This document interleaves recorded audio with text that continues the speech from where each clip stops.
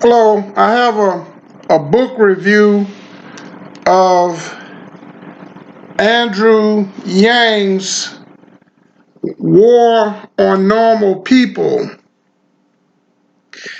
Now, he mentioned that college graduates on varying degrees of higher learning are not normal, nor is the junior high school dropout.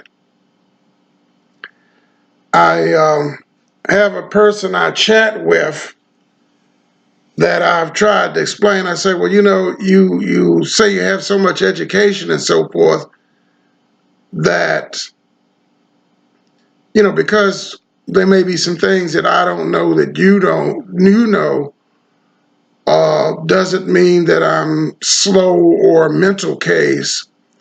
And even if it did, it's not a kind thing to uh, just keep trying to put somebody down. Oh, I got more education, I got more money, I got more sense. The song by Harold Melvin and the Blue Notes is "Be for Real," and say if you want to brag, why not brag around people that have what you have?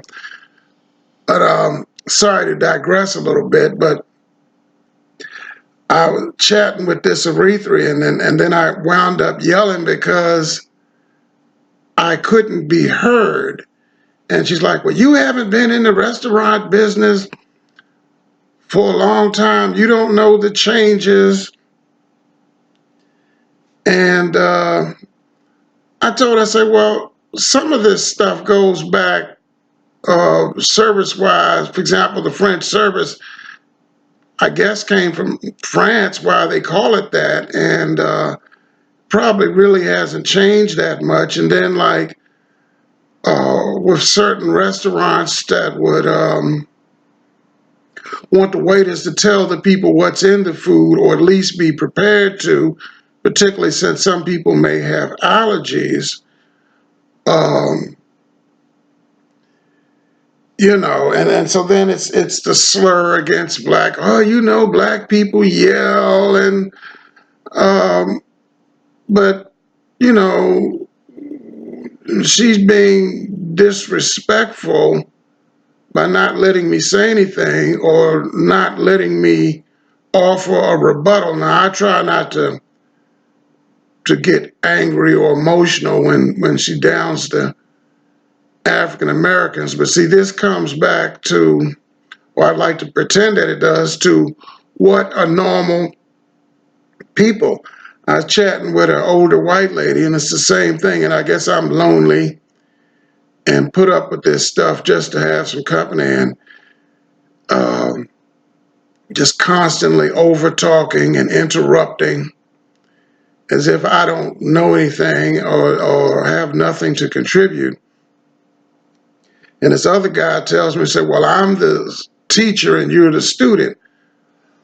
I left a message and said, well, how did you determine that you're the teacher?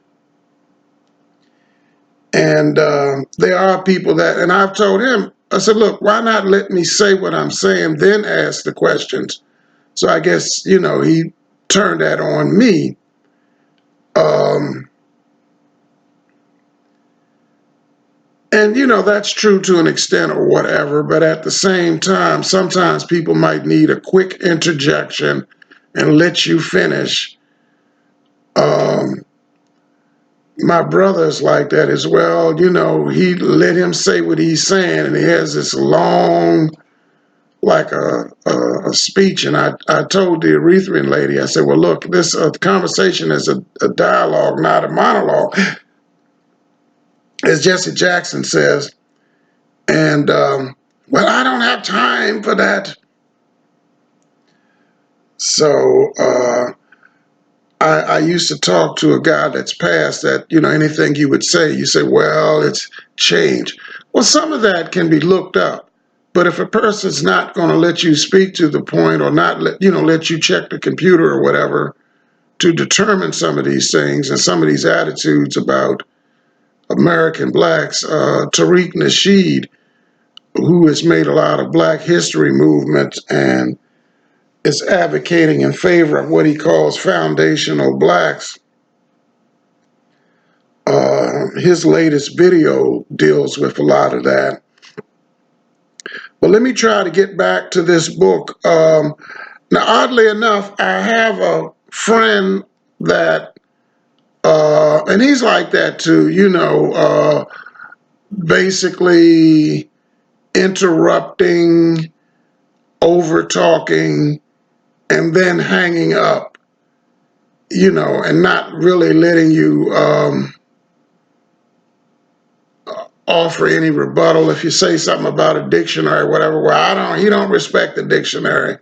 But he was saying, like others have said, that African Americans were mean to him when he was a kid. But see, then you have these adult Africans that have these negative attitudes about American blacks.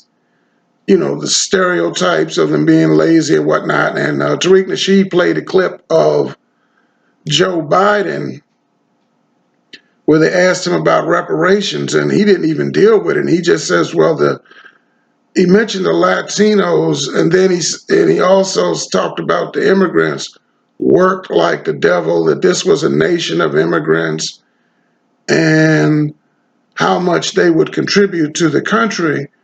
But Ann Coulter, and incidentally, I did a book review on Ann Coulter's Adios America. And if you click videos at the top of my channel and scroll down, you'll be able to get that. And she has said that most of them are getting more out of America than they're paying in taxes, because a lot of them like to say, well, we're paying taxes. And why can't they be legal and contribute to America? And Biden didn't say they had to be illegal, but that seems to basically be the trend, is to pay no attention to the legal status. Um, so, yeah, and then speaking of that, Andrew Yang in his book had talked about and he's the son of two professional parents from Taiwan. And he said when he went to school and was the only Asian there, that they said, well, Asians had a small penis, and did they need tweezers in order to masturbate? And said, just various slurs about his ethnicity, which shows that it's not only African Americans that might make fun of folks. Louis Farrakhan has said that blacks weren't nice to him when he was growing up. But like anything, it's not a one-way street. It's just like a lot of dark-skinned folks will badmouth lighter-skinned blacks, and that's not a one-way street either. So let's see. So Andrew started off being an attorney, and then he started up some companies. So he spent a great deal of his book talking about automation and artificial intelligence eliminating a lot of jobs. And I figured he was probably leading toward his well-known idea of a guaranteed income for all, because I guess if all the jobs are going to be taken. But he talked about the fast food industry, and people have been talking about the robots and the various things for quite a while, and I'm sure in some places this is happening. I've even seen a McDonald's where you go in and they got some sort of, I don't know whether screen that you can push the stuff before you even get to the counter. And of course, self checkout machines are at the CVS and grocery stores. So yes, there is automation going on.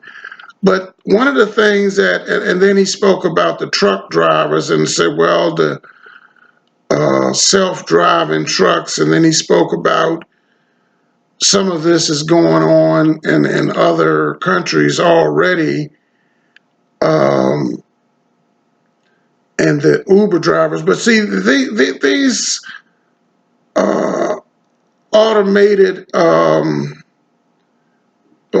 driving things are a long way from being commonplace. But he also tried to point out that he felt that this stuff was not as far off as you might think. But one of the interesting things that he mentioned as well was that people generally think of these for blue collar jobs, but he was saying that in terms of legal stuff, and even reading certain, I guess, x-rays or whatever, that the robot could do it better than the naked eye, or even some doctors.